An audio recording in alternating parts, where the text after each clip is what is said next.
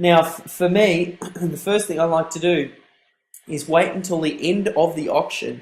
I don't want to start bidding very early in an auction because the more bids that happen in an auction, the more attention that auction gets. It might appear on Flippa's most active list and more people might get interested. Once the price and the bids and the action start to come in, that's when it creates attention. So as little attention as you can drive to that auction until you're in the last 24 hours or 12 hours of that auction, that's the space you want to be operating in. Wait till the end of the auction before you start to bid.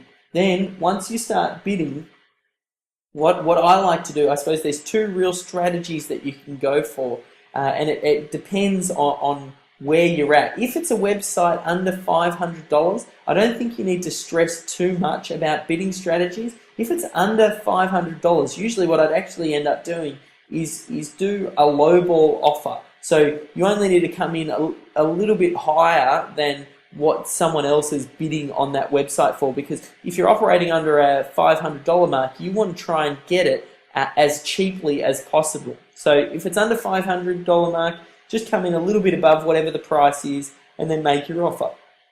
If, however, it's a higher priced website, there's another strategy, and it's a little bit more advanced, I suppose. This is the strategy that we used when we purchased Flipping Awesome, and it's the idea that you predefine what it is that you're willing to pay up front, and then you can come in and bid a little bit stronger. So when we looked at Flipping Awesome, which is a website that we purchased, we knew we were coming out with this website flipping course. We knew we were coming out with the BBS formula. So we thought, well, if we are going to come out with this course and ultimately we're going to end up selling it as, $1,000 plus course, because it's worth that amount of money. If we're going to sell that course at that price point, how many copies of that course would we need to sell before we recuperated the money that we made from, or the money that we spent purchasing Flipping Awesome? So almost off the cuff, we said, all right, we're happy to spend $2,000 because we know that we'd only have to sell a couple of copies of the course and it'd be worth it.